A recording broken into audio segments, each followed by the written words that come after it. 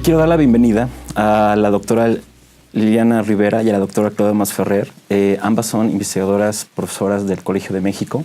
Y también están colaborando en el proyecto de Migrantes de Retorno y Derechos Sociales, en el que también está participando la Comisión Nacional de Derechos Humanos. Y en este video trata sobre una conversación respecto de la condición del empleo en los migrantes de retorno. Entonces comenzaría con la primera pregunta, que es abierta para comenzar con la plática, y sería ¿cuál es la situación de los migrantes de retorno en la cuestión del empleo? En general, lo que vemos en el estudio y en otros estudios, digamos, a partir de investigaciones diversas, es que es uno de los grandes desafíos a los que se enfrentan los migrantes de retorno cuando llegan a México, por varias cosas, ¿no? O sea, como en parte porque el mercado laboral mexicano es un mercado laboral que tiene deficiencias, ¿no? Pero lo que sí vemos, por ejemplo, yo en mi caso, que es un material que se presenta como producto de este proyecto también, es que la ventaja relativa que tenían los migrantes antes en el mercado laboral, específicamente en salarios, por ejemplo, pensando en que a su regreso emprendían proyectos productivos, abrían un pequeño negocio, etcétera, esa ventaja se ha perdido a lo largo del tiempo. Entonces, si uno compara, por ejemplo, los salarios promedios del 2000, 2010, 2015, lo que ve es un cierre de la brecha a la baja, donde los salarios de los migrantes de retorno se parecen cada vez más a los salarios de los que no migraron, de los mexicanos que no migraron, de la población en general.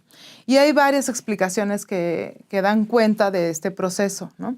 Por un lado, el aumento de la involuntariedad del retorno, eso nos puede hablar más Liliana, pero vemos que hay un cambio también en la composición, con un aumento en las deportaciones, con un aumento en el retorno por factores económicos por la crisis del 2008-2009, que hacen que cuando los migrantes regresan se insertan en un mercado laboral rápido, porque tienen que cubrir otras necesidades, pero que es una inserción al trabajo asalariado. Entonces, lejos de la idea que se tenía antes, ¿no? En el pasado de este migrante que regresaba, como decía, a abrir un negocio, lo que vemos es que más del 70% entra al mercado laboral asalariado y, desgraciadamente, en una gran medida en el mercado informal. Entonces, entre los hombres, sobre todo, vemos que en su mayoría están en el trabajo asalariado informal, sin prestaciones, con salarios bajos y, en general, en un estado de precariedad. Yo coincido, me parece que efectivamente se ha deteriorado no solamente los salarios, sino incluso las condiciones en las cuales se insertan laboralmente los migrantes que están regresando a México. Durante mucho tiempo, habíamos estudiado incluso cómo había cambiado el perfil de los migrantes que estaban yendo a Estados Unidos en los últimos años, y habíamos dejado de lado el estudio, quizás se ha recuperado en los últimos 10 años, precisamente a partir de la crisis de 2008, de cómo ha cambiado también el perfil de los migrantes que regresan a México. Y se ha perdido esta imagen que había del migrante empresario, y que me parece que de manera importante se empieza a perfilar ya de manera más clara un perfil de migrantes de retorno que en su mayoría son migrantes, digamos, que no regresan o que regresan no necesariamente de manera voluntaria. Y eso me parece que también condiciona la forma en la que ellos se están insertando en términos laborales y sociales a la sociedad mexicana, ¿no? Y creo que eso muy claramente lo vemos fundamentalmente en los contextos urbanos. Uh-huh. Y ahí, un poco retomando esta idea de los contextos urbanos, los contextos rurales, sí vemos que importa mucho el lugar a donde se llega. No es lo mismo la experiencia de los que llegan a la zona metropolitana de la Ciudad de México, algo que estudió Liliana, con los que llegan a las zonas tradicionalmente expulsoras o en el norte, en la frontera, en las zonas rurales. Sí vemos una gran heterogeneidad, también dependiendo del destino y de los perfiles mismos de los migrantes. No es lo mismo una experiencia de una mujer que llega a los 45 años después de haber estado 15 años o 20 años en Estados Unidos que la de un hombre. Entonces sí vemos, por ejemplo, en el perfil que es bastante constante el porcentaje de retornados que es mujer.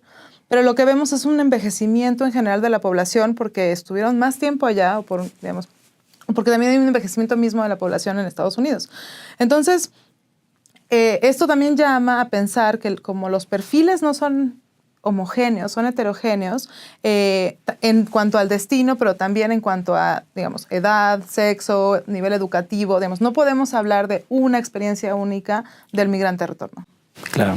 Y efectivamente, yo creo que ahí las calificaciones o la calificación de los migrantes que están regresando también ha variado, y me parece que también la demanda del mercado de trabajo en México, que hace 15, 20 años, los que regresaban a las localidades de origen, efectivamente se insertaban en actividades fundamentalmente agrícolas. Hoy vemos que una buena parte de los migrantes que están volviendo están buscando trabajo en el sector de los servicios o en la manufactura, por ejemplo, y que son mercados que están altamente saturados en los contextos urbanos, y esto también implica, digamos, una barrera, ha implicado una barrera para la inserción laboral.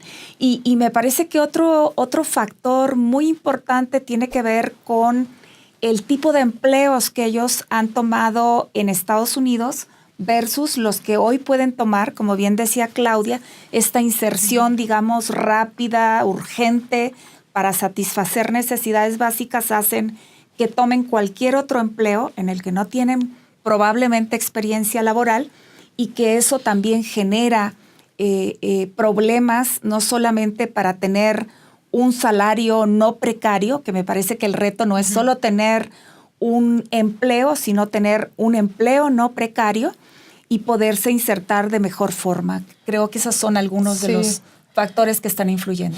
Otra cosa que es importante, creo yo, es que,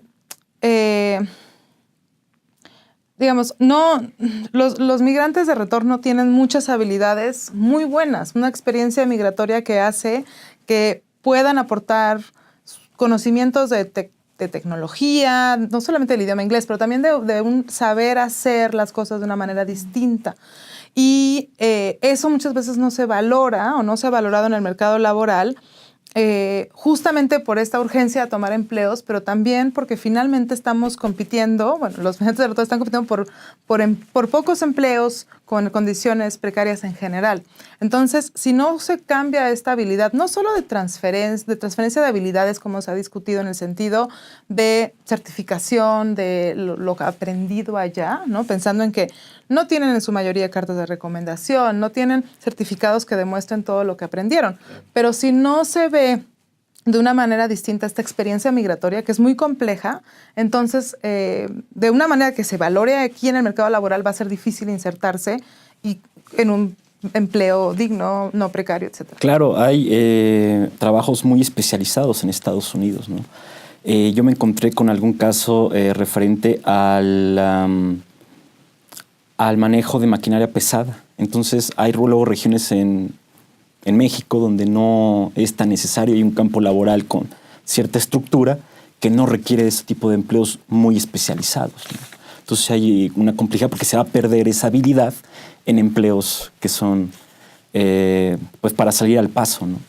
Sí, y ahí, bueno, creo que hay ejemplos notables, por ejemplo, en el sector de la construcción, donde lo que vemos en Estados Unidos es una especialización en cada una de las labores referidas a la construcción, aquel que solo es especialista en la colocación de pisos de madera, que solo es especialista en arreglar los techos de las casas, etcétera. Y en nuestro país el campo de la construcción es mucho más amplio, y hay que tener habilidades no solamente para realizar una de esas actividades, sino para trabajar, digamos, en conjunto en más de una de ellas, ¿no? Lo mismo se pega azulejo que se revoca una pared, etcétera. Y me parece que eso también en alguna suerte dificulta la inserción.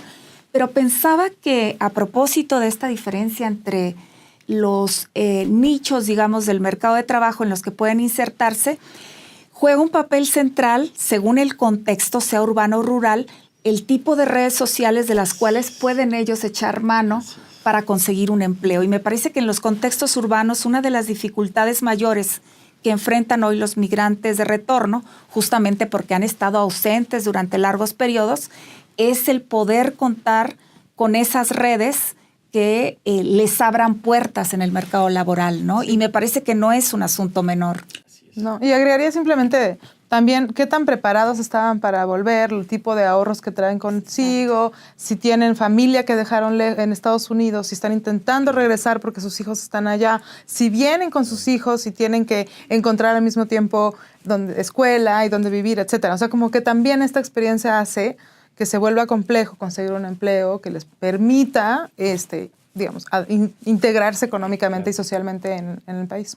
Y además, a mí me parece que adicionalmente, si estaban pensando, o sea, no solo planeando y ahorrando, sino también si pensaban en regresar a México, y algunos de ellos, como sabemos ahora, pues los están deportando o son migrantes que han decidido, digamos, volver porque un familiar ha sido deportado recientemente. Entonces, tampoco habían planeado, como bien dices, no tienen ahorros y bueno, están regresando a un lugar en el que efectivamente pues tampoco se sienten bienvenidos y no tenían expectativa de regreso, ¿no? Y sobre todo que, digamos, un dato que a mí me gusta mucho, que nos ubica un poco en esta realidad, es que el 80% de la población indocumentada, que no es toda la población en Estados Unidos, pero la población indocumentada mexicana lleva más de 10 años viviendo allá. Exacto. Entonces, es población que ya define a su casa y a sus redes en Estados Unidos. Y que no conoce el funcionamiento del mercado de trabajo, eso también hay que decirlo. Han estado ausentes y no solo no tienen redes, sino no conocen el funcionamiento del mercado de trabajo y eso también es un obstáculo muy importante a la hora de regresar, ¿no? Sí. ¿Algo más que quisieran agregar? Pues yo lo que diría es que quizás uno de los elementos que poco hemos trabajado, aunque conocemos algunas anécdotas, hemos encontrado en el trabajo en campo casos importantes, es pues todo el proceso de reconocimiento o no reconocimiento de derechos laborales, ¿no? Que me parece que ese no es solo para la población que está retornando, sino también para otros migrantes, incluso migrantes internos que vienen a las ciudades, y que el no respeto, digamos, a la jornada de trabajo de 8 horas y una serie de prestaciones sociales también es un problema que enfrentan pues los migrantes en las grandes ciudades y particularmente los migrantes de retorno, que además tienen sobre ellos un peso fuerte del estigma de haber sido deportados, de la sospecha de probablemente haber cometido algún delito en Estados Unidos, y todos estos son factores que están condicionando la modalidad de inserción en el mercado laboral, ¿no? Yo eso es lo que agregaría. Sí, yo sí creo, coincido con Liliana en que se necesita este cambio de un poco de narrativa acerca de la migración y del trabajo, pensando en que es posible que lleguen más inmigrantes extranjeros a México, que haya un mayor retorno, y que, digamos, aunque no cambie ese escenario, necesitamos hacer algo porque estos connacionales que regresan tienen los mismos derechos de los que no migraron, ¿no? Y tienen una experiencia muy valiosa que podríamos aprovechar. Y lo último quizás es que yo trabajo con datos cuantitativos, ¿no? Liliana en campo de una manera más cualitativa, y sí creo que se necesitan hacer más llamados para tener mejores fuentes de información que capten esta complejidad de la experiencia migratoria. Entonces, también, digamos, así como una recomendación en la que necesitamos, hay muchas cosas por conocer y no se pensaba captar información del lugar de nacimiento, de residencia, de migración en muchos casos porque no nos asumíamos como un país de migración y de inmigración y de retorno. Entonces, creo que también esto hace que nos haga pensar cómo estudiar mejor estos procesos. Pues muchísimas gracias por esta charla. Gracias. Gracias a ti.